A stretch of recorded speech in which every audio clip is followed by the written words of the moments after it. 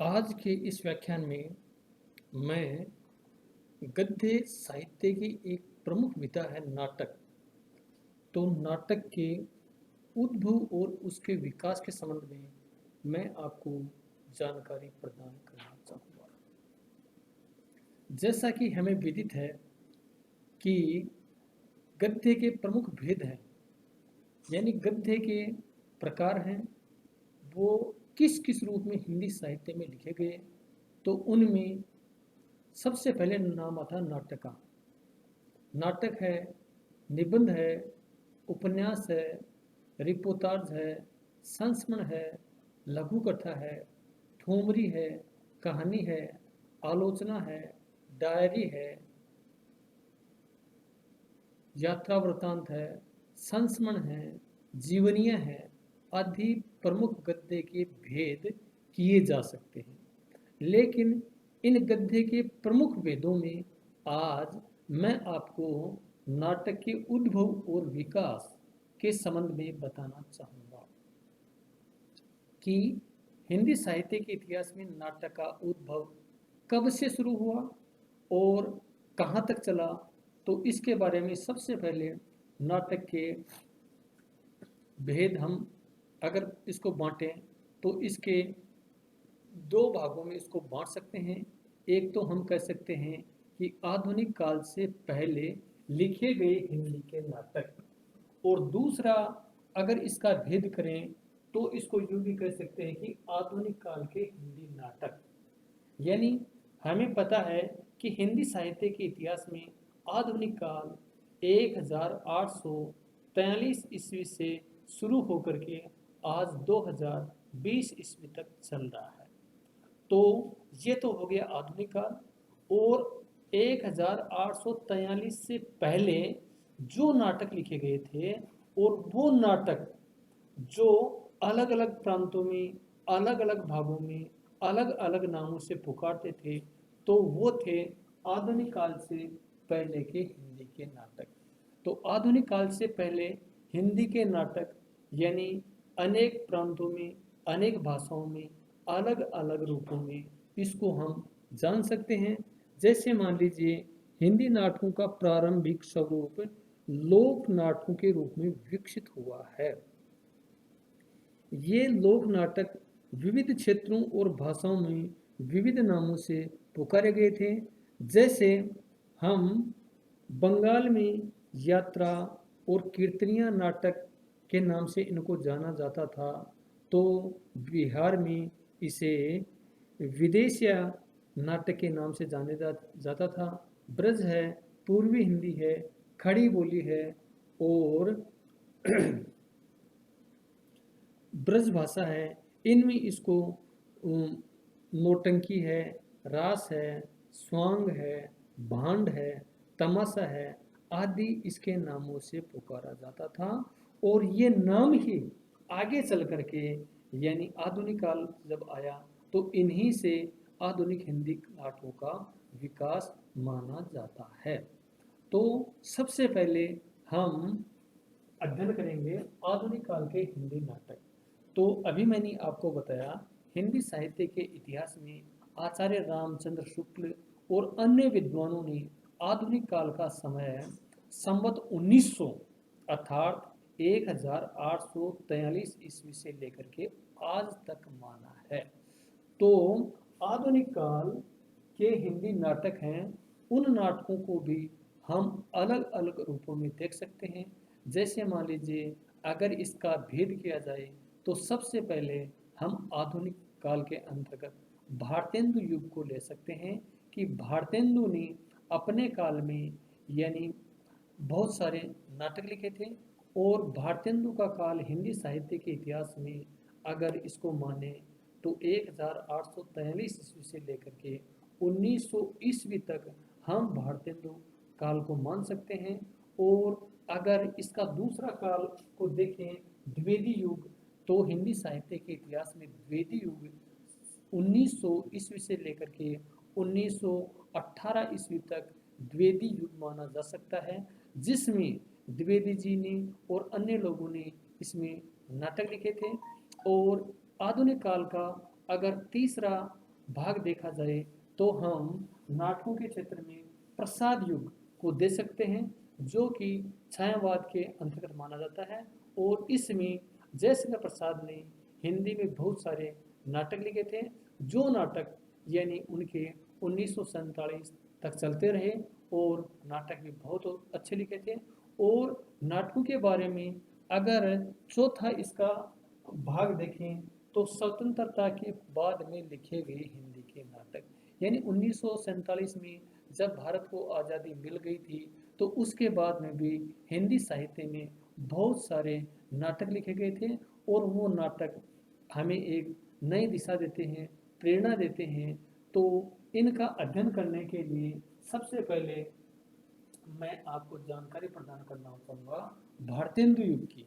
यानी भारतेंदु को सच्चे अर्थों में अगर कहा जाए तो गद्य का प्रतिपादन करने वालों में भारतेंदु बाबू हरिश्चंद्र का बड़ा ही महत्वपूर्ण स्थान माना जा सकता है। इन्होंने खड़ी बोली के अंतर्गत यानी हिंदी गद्य के क्षेत्र में बहुत सी विधाओं में काम किया, लेकिन इन्होंने कहानियाँ भी लिखी थी, नाटक भी लिखे थे, और भी अन्य क्षेत्रों में अपनी कलम चलाई थी। लेकिन इनको प्रसिद्धि मिली थी तो वो नाटकों के संबंध में। तो भारतेंदु ने हिंदी साहित्य में यानी कौन कौन से नाटक लिखे थे, तो इसके बारे में मैं आपको बताना चाहूँगा कि हिंदी नाटकों में सबसे पहले आनंद रघुनंदन को हिंदी का प्रथम नाटक माना जा सकता है। यानी कई बार पूछा जाता है कि हिंदी का प्रथम नाटक कौन है, तो मैं आपको जानकारी देना चाहूँगा कि हिंदी का प्रथम नाटक आनंद रघुनंदन को हिंदी का प्रथम नाटक हम मान सकते हैं। इसके बाद में भारतेंदु जी ने यानी विद्या सुंदरी है, रत्नावली है, भारत जननी है,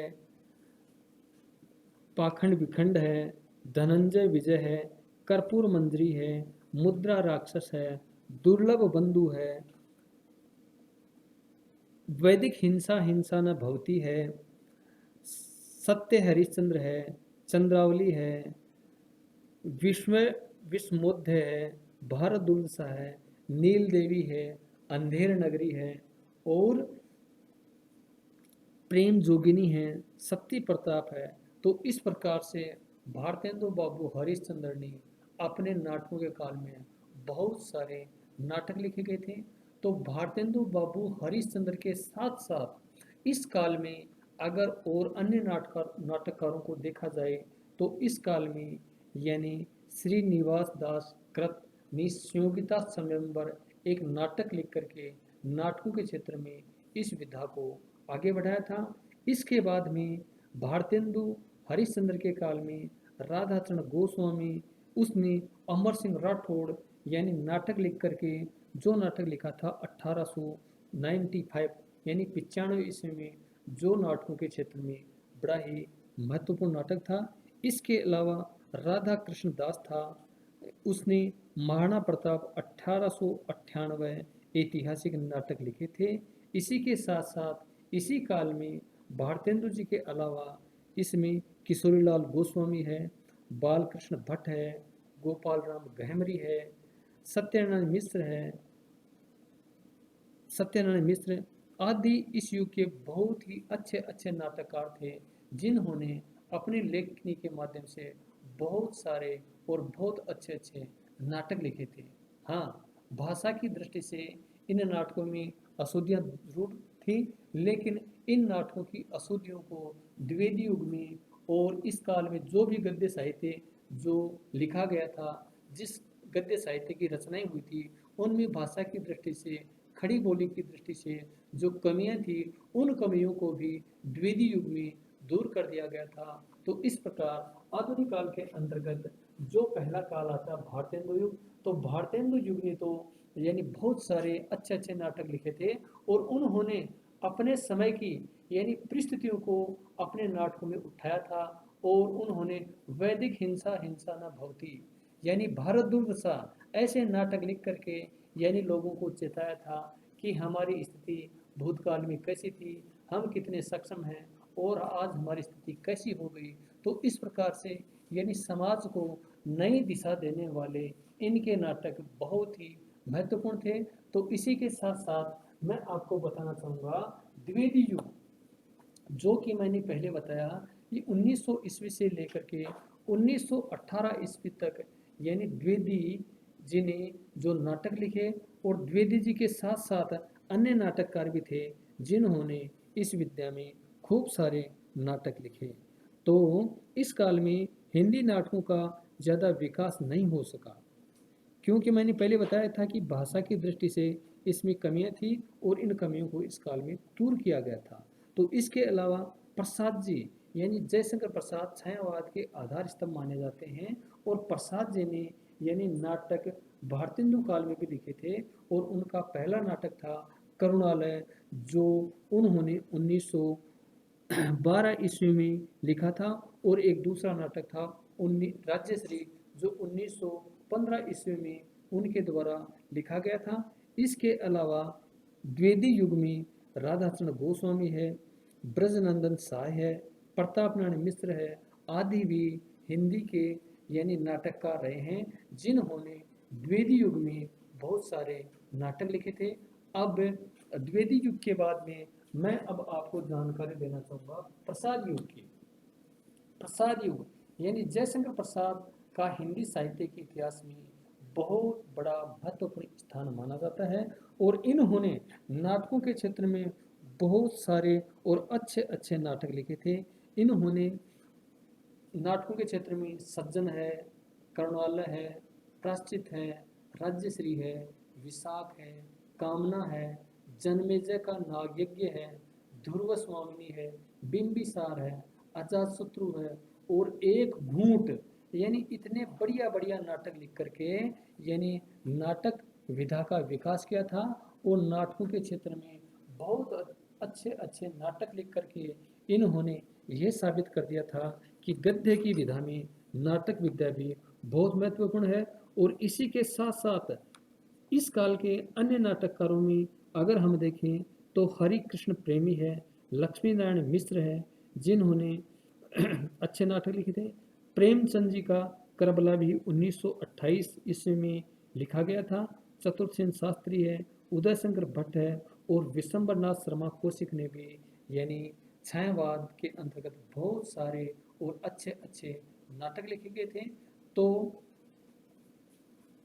प्रसाद युग में यानी कुछ लोग मानते हैं कि प्रसाद जी ने यानी भारतेंदु काल में लिखना प्रारंभ कर दिया था, लेकिन भारतेंदु काल में तो उनकी कोई छोटी मोटी रचनाएं, कहानियां वगैरह ही लिखी गई होंगी, लेकिन द्विवेदी काल में लिखा, प्रसाद युग में लिखा, और इसके अलावा 1947 तक इन्होंने बहुत अच्छा नाटक साहित्य लिखा। इसके बाद में हम अध्ययन करते हैं स्वतंत्रता के बाद हिंदी के नाटक, यानी 1947 में जब भारत आज़ाद हो गया था, तो उसके बाद भी हमारे यहाँ नाटककारों ने बहुत बहुत बहुत अच्छे नाटक लिखे थे, जिनमें लक्ष्मी नारायण लाल का बड़ा ही महत्वपूर्ण स्थान माना जाता है, जिन्होंने कर्फ्यू और मिस्टर क्लंकी, अभिमन्यु और बहुत ही अच्छे नाटक लिखे थे इस काल में। यानी उपेंद्र नाथ अश्क का एक नाटक था अंजू दीदी, जिसको भी यानी काफ़ी सफलता मिली थी, और ये नाटक भी बहुत ही चर्चित हुआ था। इसके अलावा लक्ष्मी नारायण लाल वर्मा ने अंधा कुआ भी लिखा था, जिन्होंने 1955 ईस्वी में, मादा कैकेट्स 1959, तीन आँखों वाली मछली 1960, सुंदर रस, सूखा सरोवर 1960, रक्तकमल 1962, दर्शन 1963, सूर्यमुखी 1968, कलंकी है, मिस्टर अभिमन्यु है 1971, कर्फ्यू 1972 तथा गंगा माटी आदि अनेक नाटक लिखे जो बहुत ही चर्चित रहे। इसके अलावा मोहन राकेश यानी जिन्होंने बहुत ही अच्छे नाटक लिखे थे, और आधुनिक नाटककारों में भी इनका बड़ा ही महत्वपूर्ण स्थान माना जाता है। मोहन राकेश ने आषाढ़ का एक दिन, लहरों के राजहंस यानी बहुत ही अच्छे नाटक लिखे थे, जो आषाढ़ का एक दिन नाटक तो उन्होंने 1958 ईस्वी में लिखा था, और लहरों का राजहंस 1963 में लिखा था। इसके अलावा इनका एक नाटक और मिलता है जिसका नाम है आधे अधूरे नाटक, 1969 ईस्वी में इन्होंने लिखे थे। इसके अलावा सुमित्रा नंदन पंत, गिरजा कुमार माथुर, उदय शंकर भट्ट और मनु भंडारी भी नए नाटककारों के रूप में हमारे सामने आते हैं, जिन्होंने आधुनिक काल में बहुत ही अच्छे अच्छे नाटक लिख करके समाज को एक नई दिशा प्रदान की है। तो इस प्रकार से हिंदी साहित्य में जो नाटक का उद्भव और विकास यानी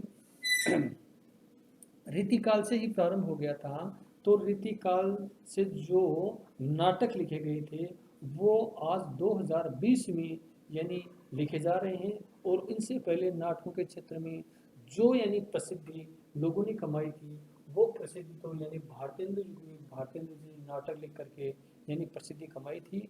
और इसके अलावा आज भी यानी खूब मात्रा में नाटक लिखे जा रहे हैं, और नाटकों के माध्यम से समाज को एक अच्छा संदेश प्राप्त हुआ है। और कुछ नाटक तो यथार्थवाद में लिखे गए हैं कि हाँ, समाज में ऐसी स्थिति थी और समाज में किस प्रकार से यानी कैसा चल रहा था, इन सब बातों का अध्ययन बहुत ही अच्छे तरीके से इन नाटकों में देखने को मिलता है। तो इस प्रकार से नाटक का उद्भव और विकास, तो उसके क्रम को हम ऐसे ही मान सकते हैं कि जो नाटक लिखे गए थे वो नाटक, कुछ लोग मानते हैं कि एक तो 1947 से पहले लिखे गए नाटक, और दूसरा है 1947 ईस्वी के बाद में लिखे गए नाटक। दो भागों में इसको विभक्त करते हैं। लेकिन हमने आपकी सुविधा की दृष्टि से और पाठकों को इसकी विस्तृत जानकारी देने के लिए आधुनिक काल जो 1947 से पहले शुरू हो गया था, तो उसको हमने चार भागों में इसको बांटा है। और उसको बांटने के बाद में फिर यानी 1947 के बाद में लिखे गए जो नाटककार हैं उनके बारे में मैंने आपको एक विस्तृत जानकारी दी है। तो मैं आपको आज इस व्याख्यान में इतनी ही जानकारी प्रदान करूंगा, और आगे के व्याख्यान में मैं आपको नाटक के जो प्रमुख तत्व होते हैं उनके बारे में आपको जानकारी प्रदान करूंगा। तब तक के लिए बस इतना ही। धन्यवाद।